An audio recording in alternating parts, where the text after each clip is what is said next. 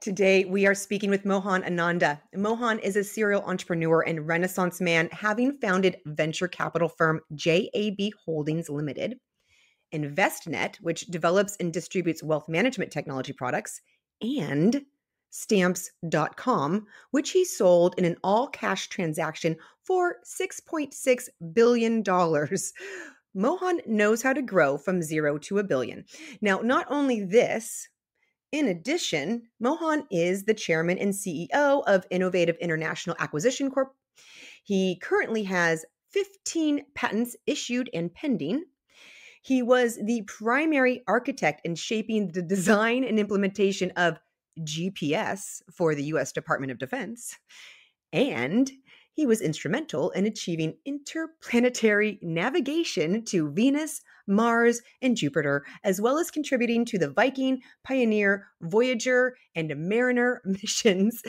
And oh yes, he is also the author of the best-selling book, Autobiography of an Immigrant. I am really excited to learn more. Here's the big question. How do you create your most authentic, successful, and fulfilling life? The Fresh Blood podcast studies the stories of people over the age of 40 who are thriving in life, finding those core golden threads that connect the underlying successes, those universal truths. I'll be your host, Jolie Downs. Listen and learn from the stories of others to help you soar and live the life that you were meant to thrive in. Mohan, thank you for joining us on Fresh Blood. Please, could you tell us a little bit more about your story and getting to where you are today? And I know there's a lot to cover there. Thanks, Jolie. You were very, very kind. I'm humbled by that very interesting introduction. Thanks a lot. Yeah, I came as an immigrant. I came from India many, many years ago as a student to here in Pasadena at California Institute of Technology.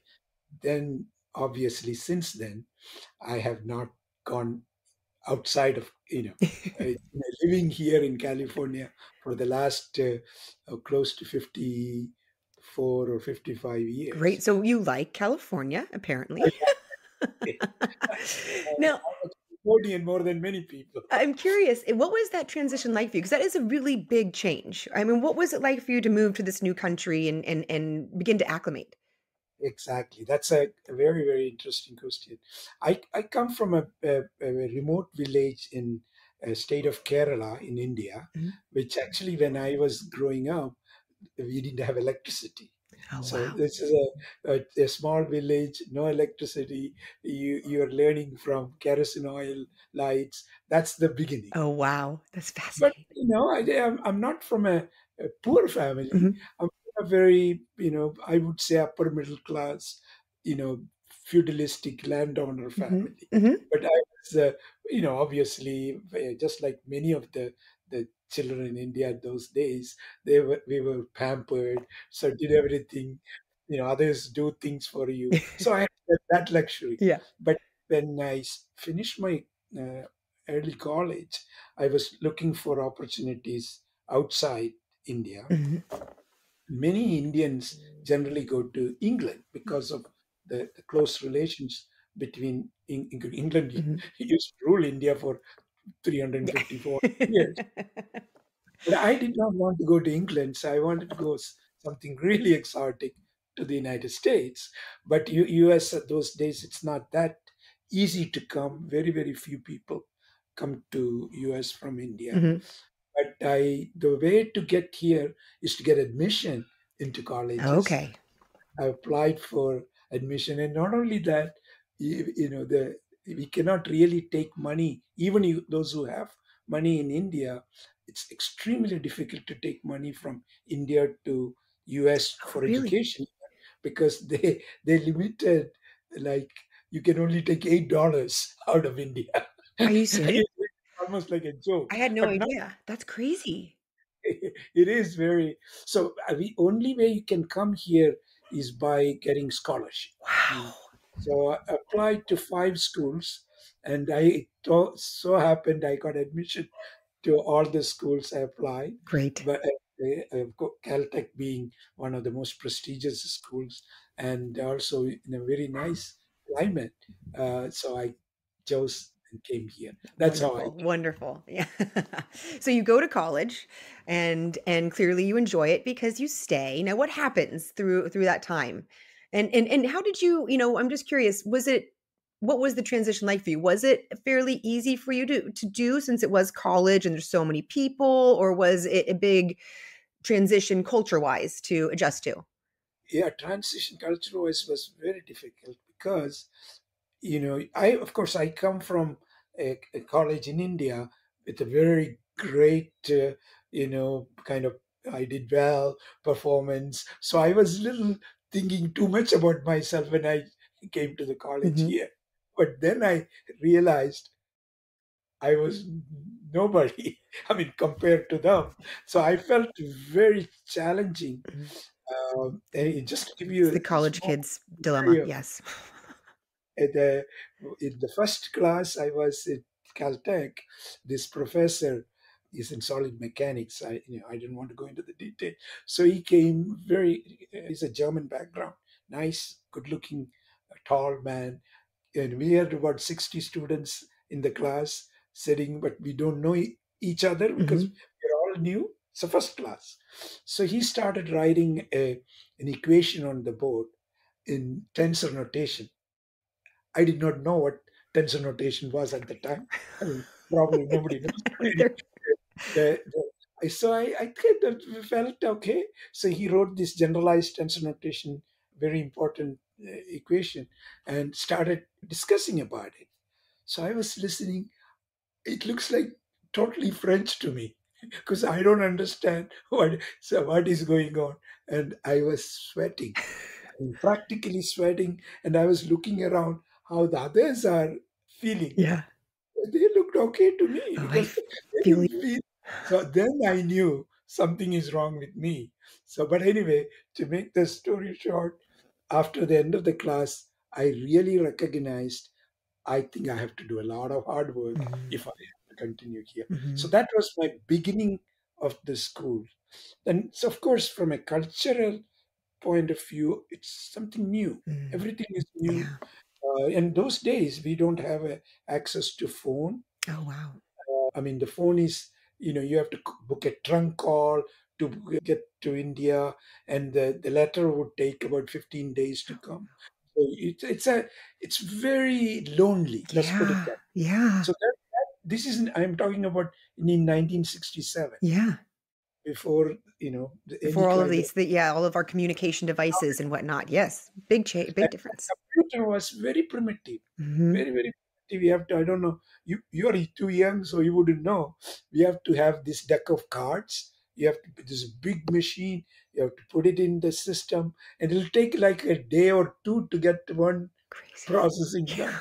So it was in a very, very, very primitive situation. So it was an interesting, but a very enjoyable from that point of view. Oh, I can only imagine what an I mean, this just fascinates me because you're in this new country. You're not able to communicate with your family and friends very well. You're completely because going to college is a big deal in and of itself. You're in a new world. It's very unfamiliar. You're learning all of these new things. You're on all these new people. But not only that, you're also in a new country, different language. I mean, like, and all of things you're doing in another language. So it's just that next level up of everything. Exactly. In addition to that, the people I started meeting with, like various faculty members, these are well known, very successful, I mean, Mhm. amazingly important people. So that also, you are kind of a coming from a very, very primitive background and working with this so called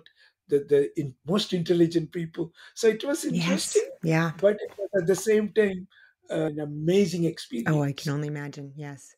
So what brought you into your entrepreneurship? Because you've founded multiple companies now. Was it always in you? You always have that drive or did you fall into it? How did this happen? I think I probably might have been innate in it, Mhm. but not really. I wanted to do something really exotic because that's the reason I come to United Yeah. States, not to make money. Yeah. I mean, not to create wealth. that was not. I wanted to really do something really innovative in the sense of science. Hmm. First, I took aeronautics. Hmm. From aeronautics, I went into astrodynamics, and from there, I went to astrophysics. So, Okay. basically looking outside the world, the Yeah. universe. So that's how you got involved with the GPS, mapping the different planetary. So that came first.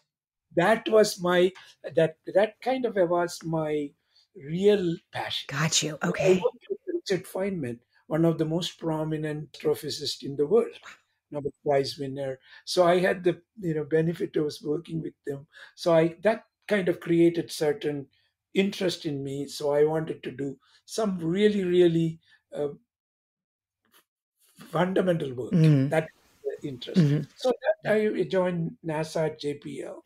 So I worked there for some years. Then I went to the DoD and started working creating GPS. So those things happened, and that was I was fairly young. Oh, So amazing. Really quick before you go on, because this is really big. Okay. You're fairly young and you're getting work in NASA, you're getting work at the DoD. How? What did you do? I mean, people want to know. I have a PhD in Yes. astrophysics. But you know what? There's other PhDs. So you know what? You're competing with other people. What do you think helped you get that job? In many of these places, actually, I did not apply for the job. Mhm. I was recruited. Got you. Yeah. Be Me, excellent in your work. They come for you. that's because you write papers, you do things in a university environment, then they know you. I Hmm. mean, they meaning the people who hire people. Yes. They come to me and they said, "Would you like to come and talk to us and see whether you wanted to Love join it. our group?" And then obviously, depending upon the project there, like for example, when I was recruited for the very very early stages of GPS, there was GPS not even a piece of paper. They were thinking as a weapon system, and then they knew that I was in the planetary mission. I was one of the persons who initially, I could even call it, invented what is called optical navigation. God. What is optical navigation That's is, insane. for example, when you go to say planets, near Mhm. planets, Mars, Venus, you go when you launch a satellite, it goes into heliocentric orbit. Okay. Means you're launching it. Of course, it first gets into the Earth orbit.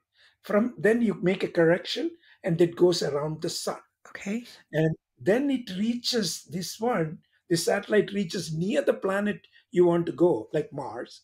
Then you have to make a course correction, or what we call insertion maneuver. That means you have to correct it to go into the Mars orbit. So this is how satellites go to various. That's fascinating. This is all done through radiometric measurements, meaning you get radio signals Mhm. and you look at it, and then you analyze it and find where it is. In order to go someplace, you need to know where you are. Then only you can go somewhere Yes. else. So This is that true in is life. Good in life. exactly, Yeah. but that's how it is done. And all the time they were looking at it from the radiometric measurements. Mhm. But what happens is, as you go farther and farther from the Earth, the radiometric measurements gives angular information. You Okay. know, it's all technology, Okay. but don't worry about it. But angle, the error in angle gets multiplied enormously by distance, Okay. because the angle multiplied by the distance Hmm. becomes actual distance. I mean, distance from Earth Yes. becomes the location error. So the location error is becoming more and more, because our at the time radiometric measurements had errors. Hmm. Everything. So with my some thinking, I said, that's not the way to do the job. So because everything is measured from the center of the Earth, Yeah. but you really want going to Mars, so you should get measurements from the center of Mars. So you have to Yes. make the transition. And the way I did, see, Oh, every interesting. satellite had cameras. We have that's the whole reason, taking pictures, right? Hmm. So why don't we use the camera as a measurement, taking the picture of the planet with regard to its satellites, Mm. or or its rim alone, because we know approximately where the Mars is, and as long as Mars, even if it is a wrong area, we want to get in relation to that center of the Mars. So what I did was creating these images and create a location determination based on the Mars centric coordinates. That's So incredible. that's a translation from Earth centric to, I mean, this is all technical, but I that was an optical navigation tool I came up with, the software. So when it reaches near the Mars, Hmm. Wi-Fi, it takes these pictures and tell the system back down on Earth and say it can calculate the location more accurately than the radiometric. So when you make the insertion maneuvers, you will be more accurate, so you will not misfire and lose the satellite. So that was a great contribution I made. I mean, it's Oh, that's an amazing. I mean, basically, if we ever do live on Mars, we can thank you for figuring out where it was. but now every mission to planetary system uses my system as Amazing. that's a What does that that feel is like? so that was very, because of that reason. So when the GPS people are looking at it, so they knew I have a great kind of background Hmm. for navigation. So they brought me and to the team, and I became one of their key architects. Awesome. That's a it's an interesting story, but I never really explained it this detail. Oh, it's fascinating. I mean, I'm not a technical person, but I followed that. I'm fascinated. And there was, I mean, I didn't know how that worked. I mean, when I think of a launch, I always just think of this, it goes around the sun. I mean, very, It very is interesting. when you launch a satellite, immediately it goes around Earth, because that's how everything, the Yeah. gravity Earth. I mean, I didn't realize that. Yeah, but then you have to make a escape, insertion to the go to the around sun, because Earth goes around sun, everything goes around the Crazy. sun. Yeah, I didn't know that. Yes. Then when you reach nearby a planet, in order to go around that planet, you have to make another insertion Mhm. maneuver, that another firing, and then if you do it right, it'll go. Otherwise, it'll go somewhere else. Then you'll never see it. So that's we have even lost some satellites Oh like yeah. that, misfiring. That always Oh yeah. happens. Oh, But I just want to let you know this is the so because of that kind of a background I have. So they wanted me to. They yeah, recruited they me. recruited you in. Makes sense. Complete sense. So how long were you in this business and with the DoD, NASA? I was around about 10 years at NASA and 10 years with DoD. Okay. So I had a 20-year of space Hmm. related kind of background. Now, what brought you out of that industry? Like, That's what was the transition? that is, I was in the last few years when I was working on GPS, I became the contact person for NATO countries for GPS is a weapon system. Hmm. GPS, uh, even though it now everybody has GPS on the phone, but those days it's purely a weapon system, Yeah. and it has to be survivable, because if you lose GPS, then the weapon has no value. Yeah. Yeah. So, but anyway, those are all we have taken care of. I'm not going to go into that. But then I used to travel a lot to NATO countries. I mean, I used to travel so much. It became a little bit hard for my family. I have my working wife and small children. So that prompted me to some or other change my Mm. profession. So I went to law school. I finished law and became a lawyer.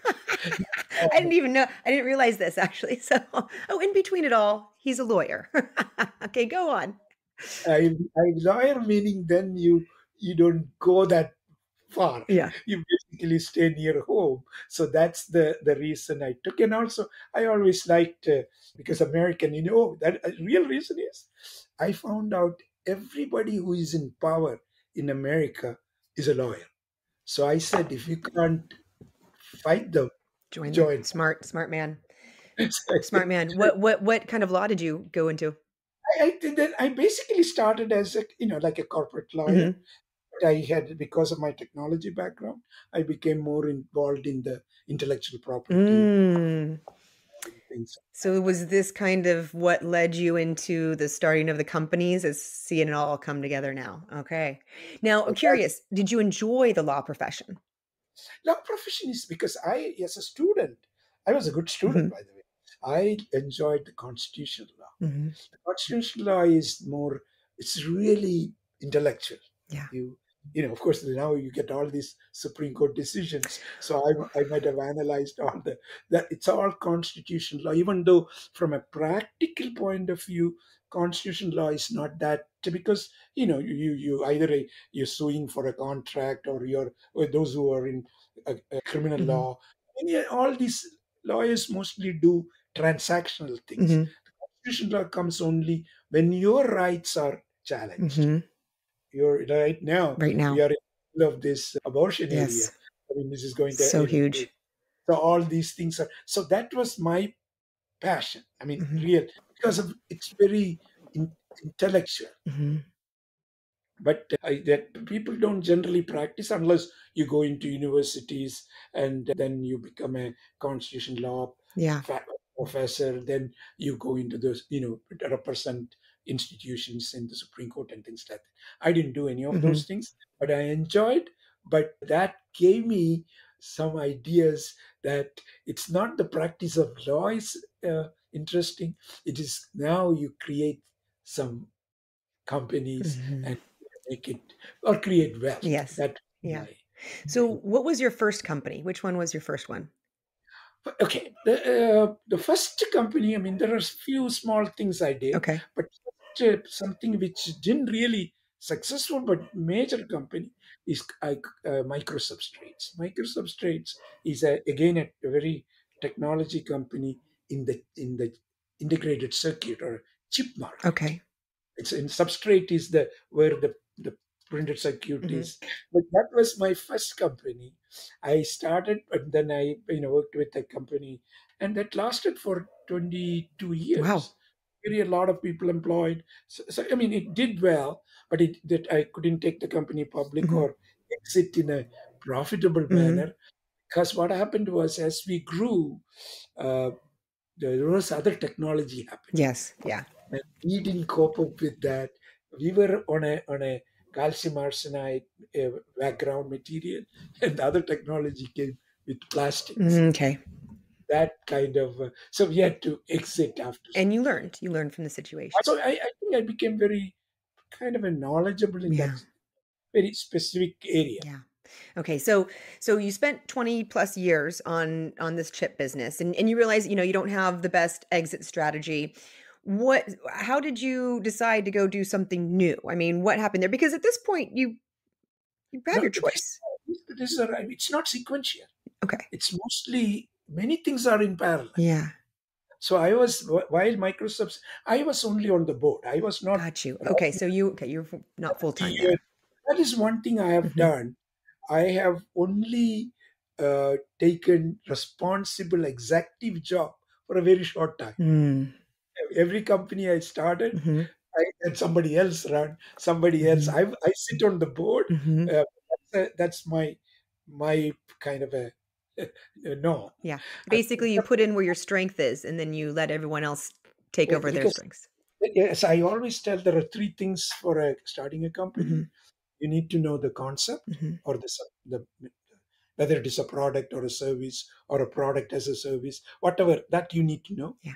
Then there is you need to have a team, Mhm. the people, because it's not a one man's job. Yes. It's the right team, and the third is the right capital.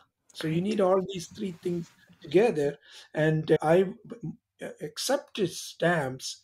I was not really CEO of any company. Mhm. Stamps, I did stay there for about 3 years. Then I found another CEO, and then I, was more like an executive chairman Mhm. and continued. So my job has been more on a looking from a much higher and down and helping and mentoring rather than running it. Smart. I mean, so just the way even the current position I'm is, of course, is a CEO and a chairman of this my SPAC, Mhm. but the operational most of done with my people, those who work with me. Oh, I love that though, because it allows you to open up and focus on the areas that you want to focus. Exactly. Give where your strengths give, and then just keep plugging and playing. I love that. More of a integration of ideas from the best people. Hmm. I get so hopefully there are, say, few people around me. They give me ideas, and I'll put it together and bounce at them, and we then come up with a plan and execute them. Love it. So stamps.com. I mean, it's just incredible, that story. Tell me about the creation of stamps.com and what happened with that. Okay, it's actually started my thinking in the internet area. I came up with a patent application in 1992. Hmm. 92, internet is embryonic. Hmm. It Very. doesn't even there, but I knew this is the digital world we are going to be. So but it took me 4 years to get the patent, so I got the patent in 1996. Hmm. So at that time, that patent, I had three patents I got same time. Hmm. These three patents are probably the foundation of all the e-commerce you see today. Just almost in every patent subsequently, people got in that space, Hmm. market space, all refer to my because that's a Thank so like you. a that's a very because I saw it's happening, and this application, the one of the you can have many applications. The one of the applications happened to be the stamps application. Mhm. In 1996, we formed the company. As a matter of fact, we formed the company sitting this on this chair. Right now, I'm I sitting. love that. That's so great. That's the start of the journey, and of course, it's done fairly well. Go. Yeah, I would say so. All cash, billion, multi-billion dollar deal sounds like a success. Now, did you enjoy this whole process? Was that something like has fed your soul? Yes, you see, the one luck or privilege I have, I only do things I enjoy. That's one luxury. In fact, even my wife Love. tells me. I mean, I don't know how many people can say that. I love. I certainly can. If I don't like it, I wouldn't touch it. To me, I that's success right there. to really enjoy in such a way that I'm contributing and making myself happy that this is the thing to do. Yes. I mean Yes. that's a privilege a lot of people may not have, but I have had that right from the beginning. Well, and I would Even say that has absolutely contributed to your insane success. I mean I believe in it Yeah. because I always tell my children as well as even my grandchildren. I tell them you should do what you like. Yes. If you do what you like, you will excel. Yes. Yes. If you do because somebody else is telling you to do, you hate it, or you may, and your performance will be bad, and your motivation will be bad. I mean, so I always advise everybody pick what you like the best, Mhm. then do it, Mhm. even if the remuneration or the return is not good. What is the return? The enjoyment is the most important return to me. Yes. Oh, I applaud this. I completely 100% agree. That's something I've been telling everybody I know, and I keep preaching that. Yes. And By the way, I'm invited to give a talk in June. I'm going to Oxford mhm, University at the said business school. I'm going to talk about some of my mhm. experiences. So this one of the things I will tell. I mean, these are some of the best students in the world will be there, and I'm going to tell them, do what you like, Yes. don't do anything else. Yes, I completely agree, and that's what I've learned from this podcast, talking to all of the people who are thriving. It's because they're focusing on the things that they like to do. They're focusing on the things they love to do, and because of that, they're able to persevere through any downtimes. They're able to get through the challenges and then come out on top because you love it. It's about the journey. So, You call the yeah, shots. yes, It happen. yes, I love it. So I'm curious, what 'cause you've done so much. I mean, what is your personal definition of success? I mean, success is not. In fact, I have given a talk on success and happiness. Perfect. Perfect. Okay. So would you come up with for your definition? I'll tell you the reason is success is generally measured by people others think of success. It's Right. not your, they look at you, oh, this is success. So you're trying to impress on somebody else Mhm. is the success. And that's not, but I think our ultimate objective should be, are you happy doing? There are a Yes. lot of wealthy people very unhappy. Very unhappy. I Mhm. mean, and even very successful people could be unhappy. Mhm.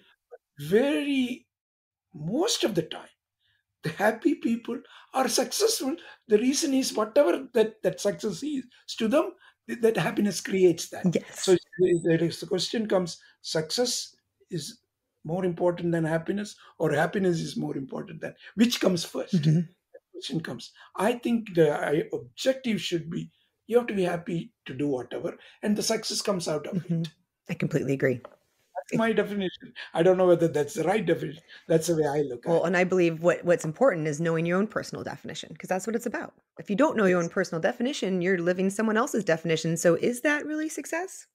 That's it. No, that is the, you have to have your, you define what success to you. Yes, It's not exactly. for some third party. Somebody says, "Oh, this guy is successful." I mean, that does keep up with the Jones type of attitude, but I don't think that's the right. Yeah. Uh, you have to be happy yourself. Yeah. What's your greatest success? I mean, what would you say has been one or two of your greatest successes?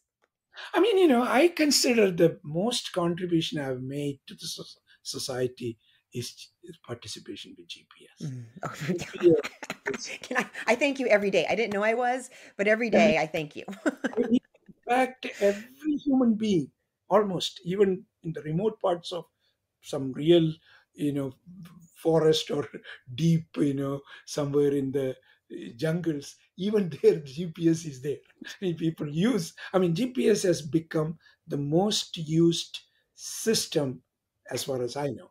So that I have played an important role, Oh, not just a small role. So literally have saved lives. And that, countless, countless, that countless. I feel like that's my Mhm. contribution.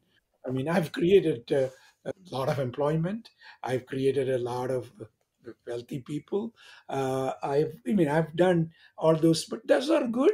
But there is nothing to compare, uh, you know, at that aspect. Yes, the ultimate success is that you've helped an entire world. That's, it's more like I made a mark. Yeah. It's pretty amazing. What about the flip side of that question? What's been a time of your greatest difficulty or a great challenge? I mean, I like to say perceived failure. Tell us about. It's life is. I mean, that's in fact, I wrote this book. The one of the criticism. This is the book, by the way. The Autobiography of an Immigrant. Yes. But the one criticism I have in this book, uh, I mean, there are many criticism, but one criticism is it. It's so all fairy tale type. I mean, it's all optimistic, everything positive. Most of the Yeah. things. Yeah. I mean, that's the way I am. Yes. Even the reason. Look at the pandemic. Pandemic is, it killed a million American Mhm. people, several million people in the world. It's one of the worst experience probably most human beings have in the current Yeah. lifetime. But I look at, there is some positive part in it. I agree. But for the pandemic, I could not have finished the book. Yeah. Yeah. The book came out because I had the time, because I used to travel a Yes. lot. I used to travel so much. But this 2.5 years or 2 years, I didn't travel at all, and that resulted in the publishing of book because I had to do something. So I kind of used my spare time to write the book. Yeah. So there are a lot of, and I know many things, and like the Zoom, Hmm. what we are doing, or this communication and remote work. So a lot of positive things have come out of, and the technology has moved on. Absolutely. Yeah, many things have. Yeah. Even though there are a lot of negative things, a lot of people suffering Hmm. even now. COVID is still going, on. But for the criticism I have, I didn't talk about the struggles. Hmm. I mean, not that much. Yeah. I didn't talk about the failures Hmm. that much. Even though I touched on it. The journey I had, but of course, I look at it because of I come from place with no electricity, Mhm. everything looks better. Yes.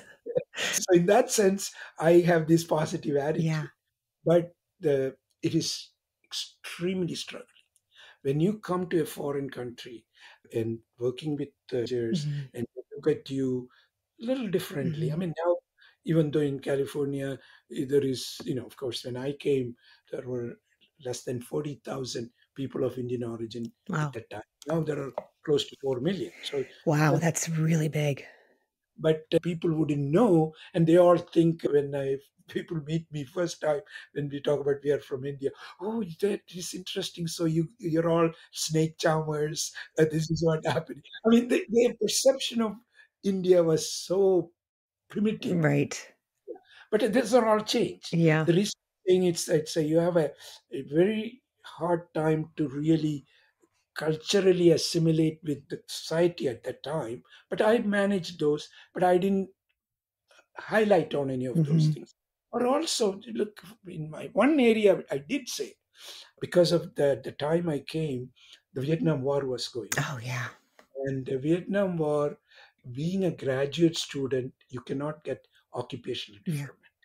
But I was working at that time after I finished my master's, not the PhD. I was doing PhD, but my master's, I was working with the North American Defense Command in Colorado Springs. But here, Hmm. I used to travel. I used to go like twice a month to Colorado Springs Hmm. Beautiful in area. Colorado. I mean, that's where the Cheyenne Yeah. Mountain, I don't know, people may not know it. That's where our defense monitoring system Hmm. to work with them. And but I, because I was also a student, I became what I call 1A. The Okay. classification is, 1A means you're ready to ship it to Vietnam. So I got this shipping orders because I took a test. They have a written exam and the in-person exam. But in-person exam, you pass. Written exam, I did fairly well. Uh-huh. So they posted me not in the regular army. They posted me in the intelligence division, means beyond the enemy line. You go in. So that's where I'm supposed to go. Oh, So I wow. got my marching orders to go in for the training. But since I was, thank God, since I was ready to go. In Yeah. fact, I started. Oh, I say thank God. You know what? I don't believe any human should have to ever go to war. I don't. Humans are not created to go to war, and I'm sorry for This any is human what that has had this to. is what as an American, is resident, and I was obligated. I could have. Many of my friends went to Canada. Many of my friends went back to India. I mean, those I. places. But I said no.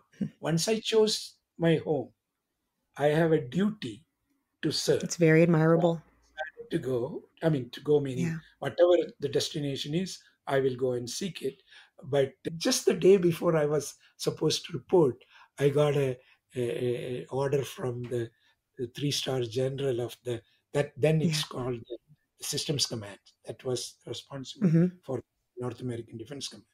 They send a letter. You have an occupation deferment Oh, because we are more valuable here than in Vietnam. wow. So that struggle, that was a very kind of a, I couldn't inform even my parents Hmm. that I Oh, was yeah. doing. That's They would mind blowing too to think about that. So that was a major struggle Yeah. in the sense. But it so happened I overcame not by going. I didn't need to go. So that was a. Then subsequently, even when you work for big companies like NASA or DoD, the struggles you go through to get the results Hmm. are extremely. We are working on very important missions. I mean, these are not like when you're ready to go, you take this Mars mission. Really You big go, deal. when you came up with this new idea, how the hell no it will work?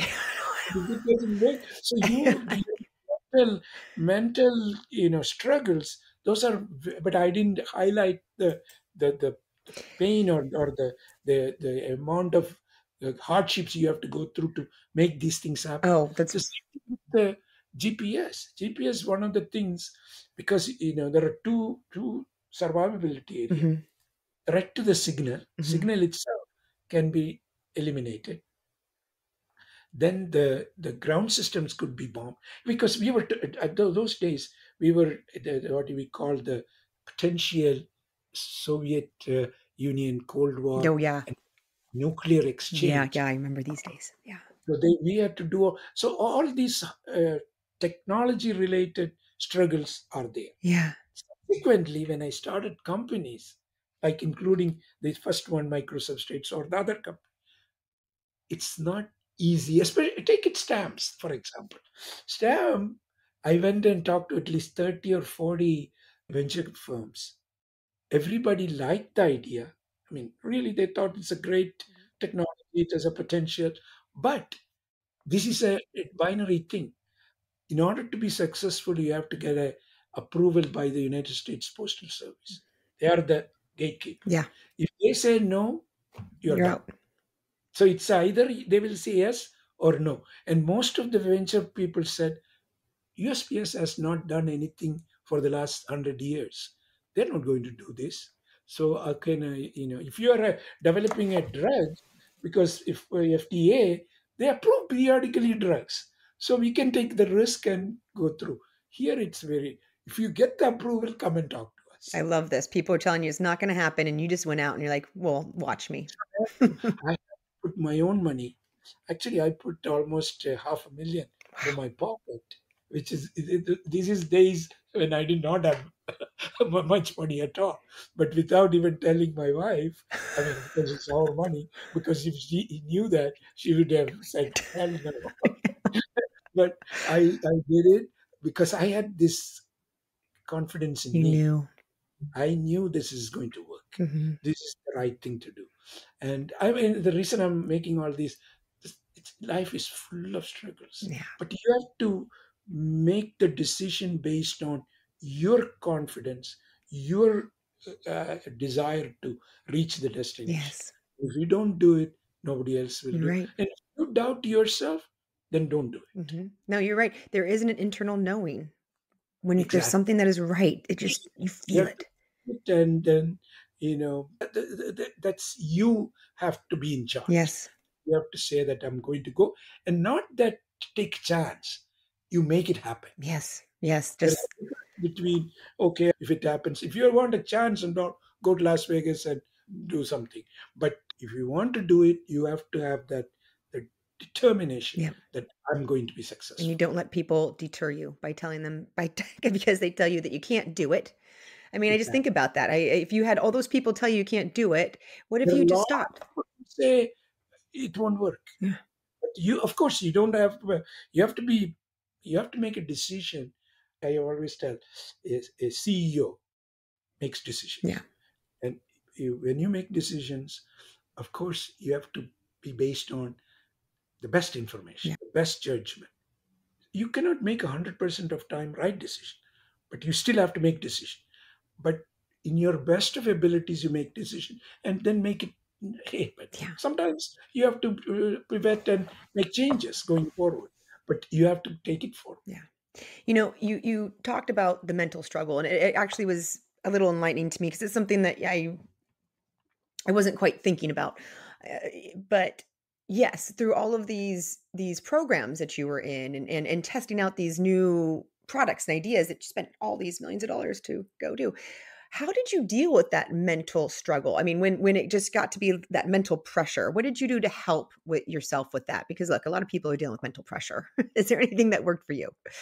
Yeah, I think I make most of my decisions very calm Mhm. and collected. I mean, I don't want to say that I meditate or I do yoga.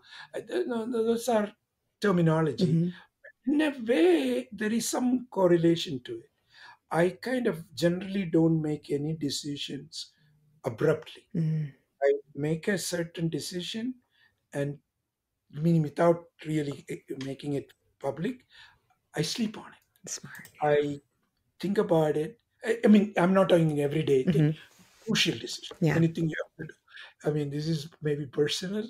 While I sleep, some or other, some breakthrough happens and it gives me some clue. A little And that insight. that has happened to me a number of times. But it's just the brain is probably working. I don't know how the neurology or thing works, but it has happened to me. I mean, I've actually, even as a PhD student, when I was trying to solve problems and get the right thing, before you go to bed, I'll be struggling how to do, but I then go sleep on it. Next morning, I get a little bright idea, and That's it great. gives me the solution. So that has happened to me many times, and probably it happens to many people. Well, and you can actually learn how to bring that more into your life. It's something called the Silva mindset method, and what you're describing is there's a whole method of learning and meditations that can actually help you create that in your life, so that at night when you go to bed and you think about that problem that you're dealing with, when you wake up, your mind is going through, and when you wake up, it comes up with the solution. So it's really I don't interesting. think I have got any training on that, or I did. No, you This have it is naturally. something I have had that Yeah, experience because this is not now. Even as a young student, I had a similar, because sometimes I will have a hard time with solving or whatever I'm doing. Then I sleep on it, and the next morning I get up. There is a little clue which will come, and then I go back and do it. It's done. So it's so that great. happened. I mean, I don't know whether you can train for it. I have not trained, but it has happened. That's great. I'm curious, is out of all of the life lessons that you have learned throughout your life, what is the one that has brought you the most benefit that you think could benefit others as well? I mean, life, I think the most important thing to me, being optimistic, Right. being positive. Mhm. Optimistic meaning not blind optimism. I mean, as I was just telling you about the pandemic, I see something good in everything. I Yeah. mean, I can't see much good in now what is happening in Ukraine. I feel very bad for the people and the in what is the station going on. Even of course, go back and look at the history of the Second World War, the whole devastation. But I'm a student of Second World Yeah. War. By the way, I Yeah. study, I read books. I'm fascinated as well. Yeah. I try to learn, but Right, because how could that happen, right? Is that the same thing? It's like, yes. may I don't know. Yeah. But the reason I'm bringing up is I see something positive, or some aspects of learning from this human Right. atrocities or human created devastation, but there is something good it can come out of Yes. it. So that's my, I think, lesson. You want to look at to make something better out of Mhm. whatever it. I have to say that personal philosophy has been one of the key threads through the most thriving, happiest, successful people, and Exactly. it really is imperative, and it's just being able to look at whatever is in front of you, and yes, it's negative things. There's lots of negative things, but if you can find that gift hidden in there, or that silver lining. There are lots of different ways that people put it, you know? Yeah, I think what you just said is I honestly believe in it, and the human evolution and human success, or meaning better, is because of that reason. Yes, That's the yes. I concept. completely agree. And that's why I like to ask people about their challenges or their perceived failures, their difficulties, because it really that's where so much of the beauty grows from, the whole lotus flower coming out of the dirt. I mean, all of the different things that we have to describe it. It's the beauty comes from those difficult moments, and it comes when we learn from them. Exactly. And that does not mean that you don't appreciate or you don't recognize the sufferings and the hardship. 100%. You have to know that, and then Yes. you make something better out of Yes. condition. Yes, you have to feel all those feels. You can't ignore, and you have to go. I mean, yeah, there's lots of pain in this world that we go through. I mean, it is a pandemic is one example. Yeah. Most recent is this what is happening in Ukraine is Yes. another example. But that's part of the whole world. There's a lot of not so great Yeah. things. So, but at the same time, well, as a population, as a human being, there is, and right now we are going through this potential for this climate issue. Oh, yeah. We have to somehow or other go out of it. By the way, just to speak of, I have come up with not. It's not my own solution. I have written one section in the book about my solution to this climate I was problem. just going to ask you when you say climate change, like, come on, Mohan, do you have a solution for us? What do you got?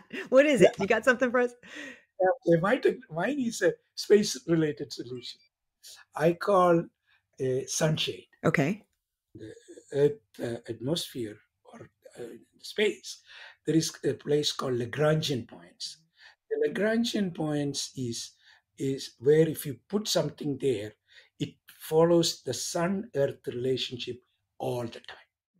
It's not a geostationary position, Okay. or it's not in any other. I just want to give you that Yeah. that if you can place a shade, so let's say you can place a shade, it covers the whole Earth. Then if you can place it, it will be always, it will be between sun and earth. Even the earth rotates and the sun moves, earth moves around sun and all, but it will be always there, like an umbrella. We take umbrella, we walk, always umbrella goes with you, right? Like that. But here I'm not talking about putting an umbrella per se. We can put a certain square miles cover, and you can even make it like a Lego thing, so you can adjust Fascinating. the locally. You can select the region if you want to, Yeah. or even adjust. And so the real climate condition is because of the Earth radiation coming from sun. Yes. Yeah. Even the carbon content and all. Yeah. But this would be a solution. That so if I can put a some way control the future temperature change, meaning not make it, you don't make it dark, Yeah. you can come through, Yeah. it is heat, so you can reflect it to somewhere else such that it doesn't go into the earth atmosphere or earth. Fascinating. So this is something, I mean, it's not my own. Is this uh, being discussed, or are you guys talking about all this stuff? Yeah. Yes, Okay. I Good. have. This is it can be done with the current technology. It's not the you need to come up with something really great. The only thing is you have to do. It will take some time and Yeah. a lot of capital, because you have to first go to a Earth station, like a space Yeah. station we have now. Then you have to launch everything to that altitude, that Lagrangian point, and you need a little bit of artificial intelligence to put everything together, but it can be all controlled from Earth. Is the government working on this, or are you starting a new company? You know, I recommend that. In fact, it should be treated as a national security issue, Yes. because the survival of the planet, Oh, of the country, yes. means you have to put. I would recommend our space air. We have a space force. Mhm. The space force, or we can create a term called climate force, or Yes. whatever. Yeah, we need a climate force. And bring highest minds of the country, even in the world, and pull it like our Manhattan Project. Yeah. When it was put together, what happened when we invented the first nuclear or moon uh, project. I mean, Yes. so something similar. There should be a determination. We're going to do it. I mean, it doesn't shouldn't stop other things people are doing. Let them continue whatever.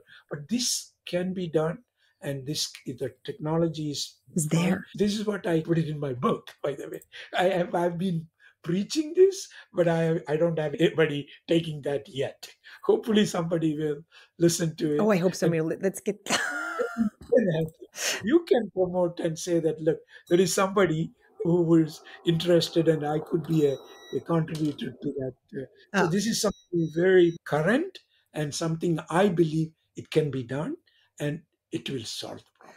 it's the first thing I've heard of that it could actually make a change soon and in time. Well, it may take, if you start today, the earliest we can accomplish is about 10 years. I mean, Well, that's a because it, lot sooner than anything else I've heard at this point. yeah, I mean, but you can achieve the beauty of that. The solution is if you do it right, you can manipulate it the way you want. If you want Minnesota or some cold Yeah. countries, little more temperature in the winter months, Oh you wow. can I create mean, that. that's a game. That's a complete and total game changer. Holy moly. Yeah, yeah. It has a chance, but this is the solution I came up with. But nobody has done anything with it so far. But I hope somebody will listen to your Yes. show. And Please. this would be good. And I am, in fact, I suggested it should be a military or Air Force should take in Yeah. charge because it's a security issue. Because it's just like a Manhattan Project. I mean, they took in charge, and in fact, I happened to meet with the person contributed to the developing nuclear Yeah. bomb. But but I'm saying it has some similarity to that. Hmm. That was for a weapon system at the time of the Second World War, right? Yeah. You know, but this one is now we are in the middle of this crisis. Yeah. We don't have a lot of time, No, by we the way. don't. No, we need to make something needs to happen soon. So we need the solutions. We need people like you making some things happen.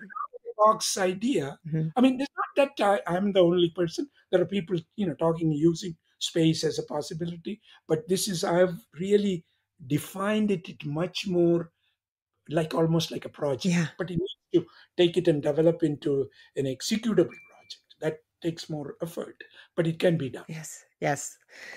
Please, please, people, let's get this rolling. So you can help on it. That's the best thing coming out of our this conversation. Oh, it would be miraculous, absolutely. So I'm curious because you clearly are very well educated. Have you ever read a book or watched a talk that had a really big impact on you that you think other people could benefit from as well? Oh, there are a number of books. I have read these three books recently.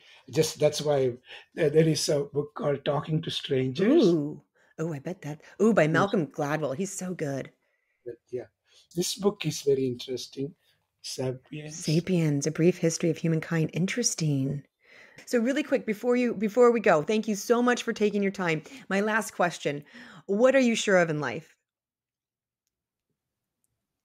Oh, that's a tough one. I mean, I think everybody should be try to be happy, and if you can accomplish that, that's the best thing you can. Yes.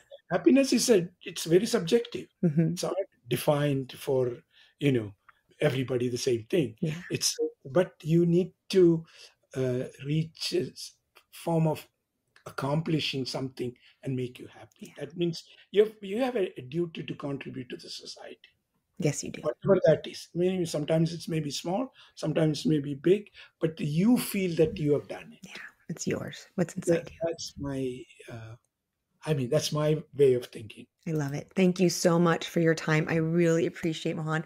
It has been wonderful. And for Thanks. anyone to get in touch with you, I'll include a link to your bio and any other links that you want in the show notes as well. Yes, anybody can get in touch with me. In fact, I can even share my email to you. It's very easy. If somebody wants to contact me, it's the easiest thing is Great. mohanananda@gmail.com. Perfect. Thank you so much, Mohan. Wonderful. Thanks, Jolie. Thank you, friends, for joining us. If you enjoyed the show, there are many more episodes and messages just like this that can be found on the Fresh Blood Killing It After 40 podcast, as well as the subsequent YouTube channel or at the joliedowns.com website. Thank you for joining us, and I hope you have a wonderful and fulfilling day. It's a nice talking to you. I loved talking with Mohan Ananda. What an incredible life already lived.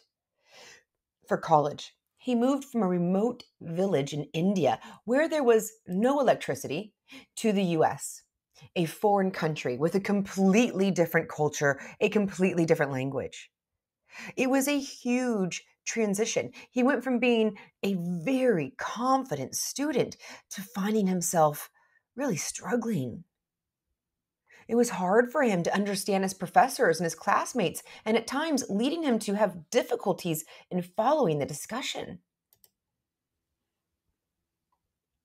So, what did Mohan think to himself?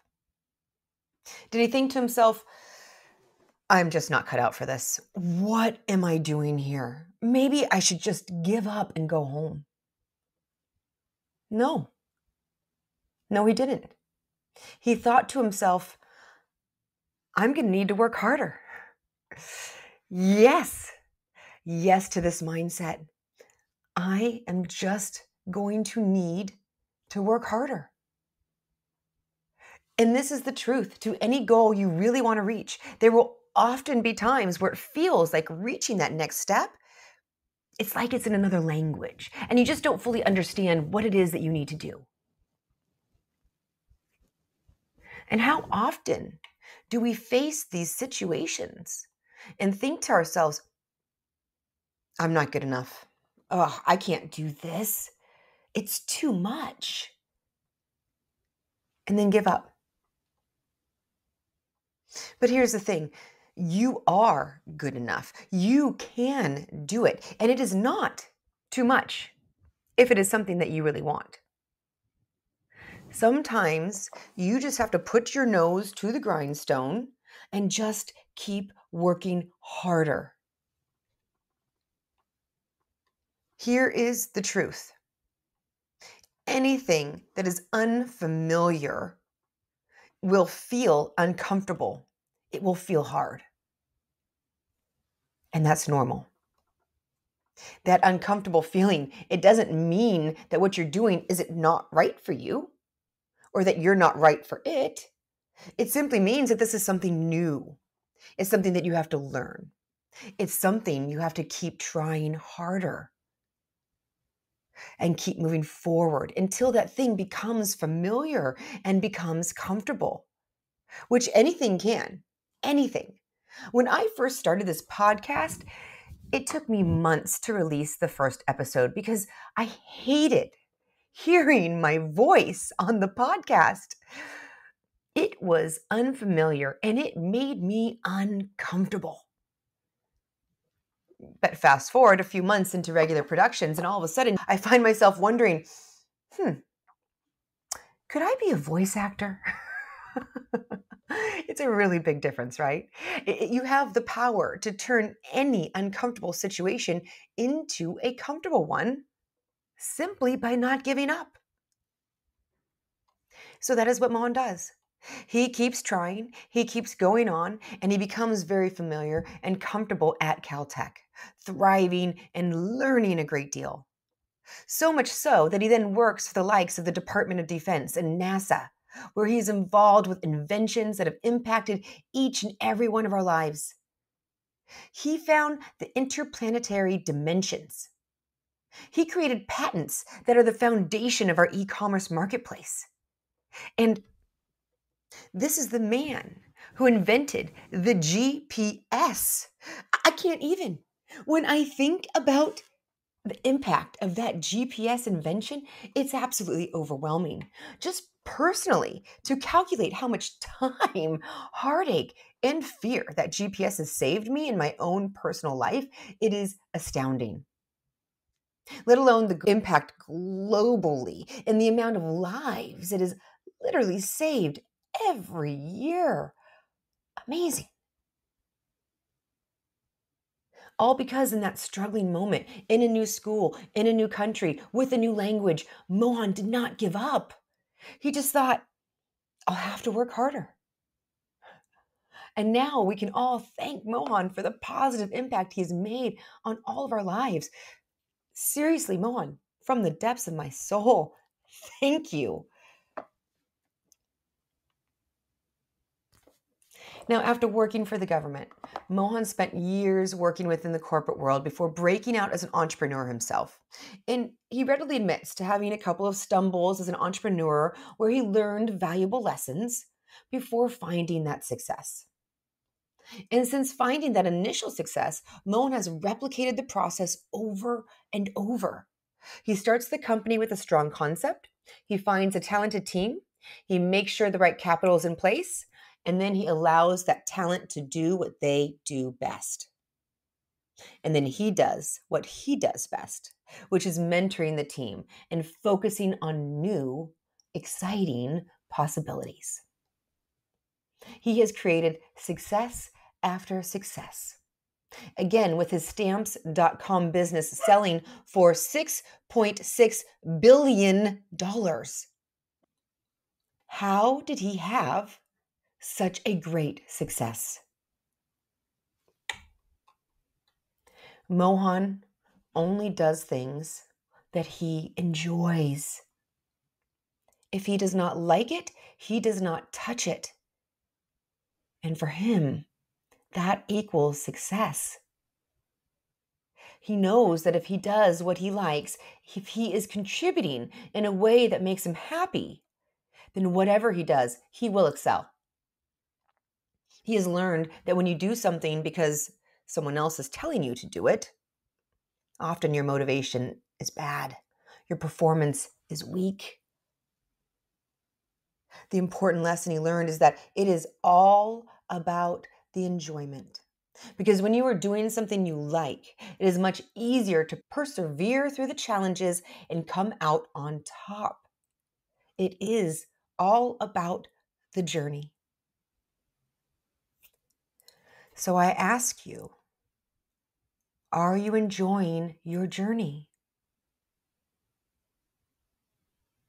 If not, what is something that you can do to make your journey more enjoyable?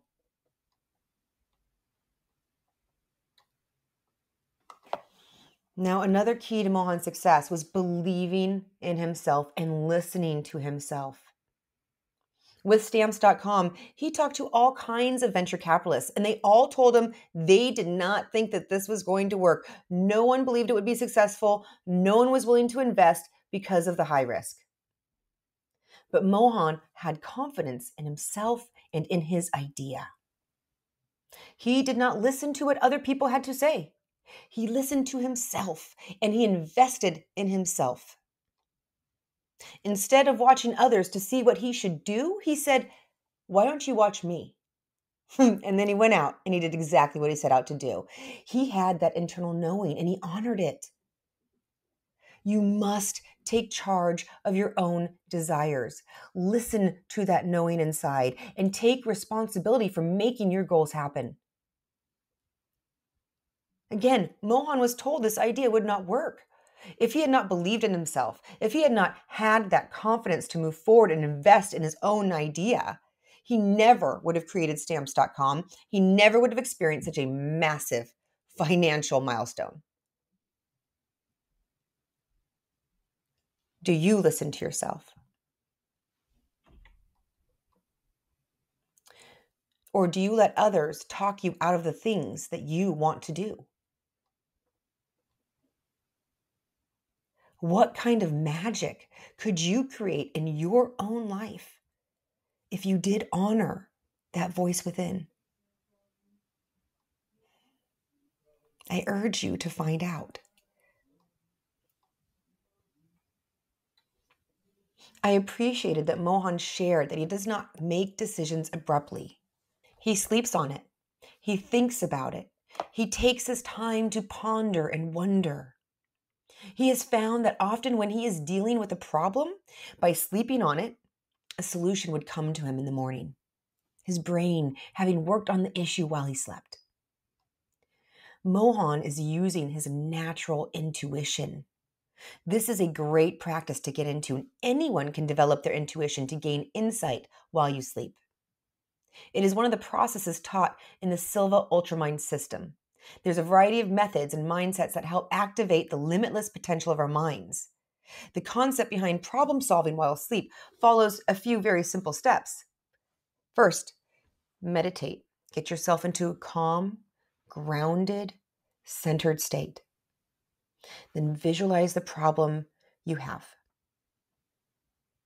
Now remember, intention is very powerful. So you set your intentions and you state mentally that you need advice or a solution to your problem and that you will dream of the solution. You state that to yourself mentally and you trust that it will happen. Now, when you wake up, immediately write down everything that you remember that comes to mind. And you must do this right away, as you will forget within minutes. If you do not find the answers you seek, try again. Successful dream programming takes patience. But once you put this into practice, it will become easier in the future. You can gain valuable information for your life through this simple exercise. Your answers, they lie inside of you.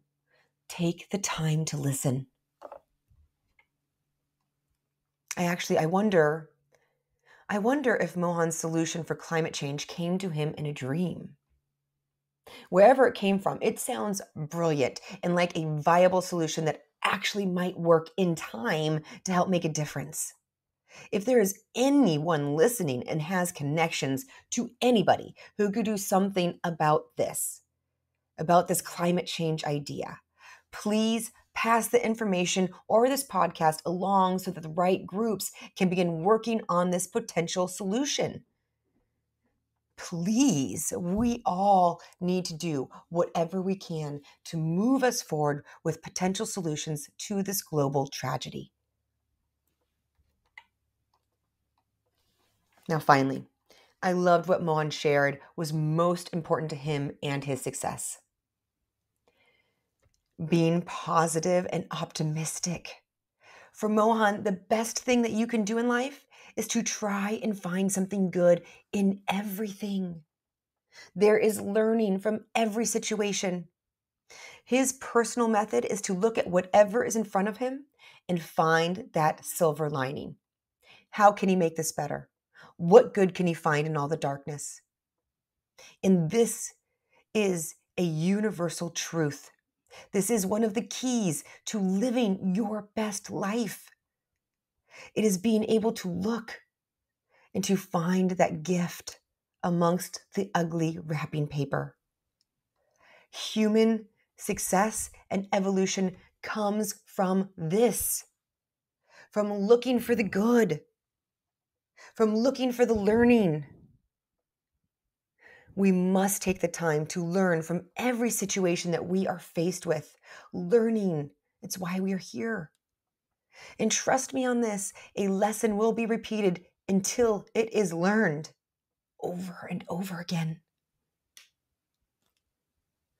As Mohan said, suffering and hardships, they will arrive in our lives without our choice. You can't ignore it. You must go through it.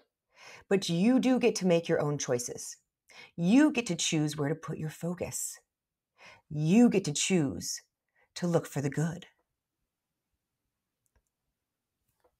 So that's my wish for us all, that regardless of what life brings your way, you consistently look for the good, choosing to put your focus on the things that lift you up, and that you find the hope, the learning, the joy, and the possibility in every situation. Until next time.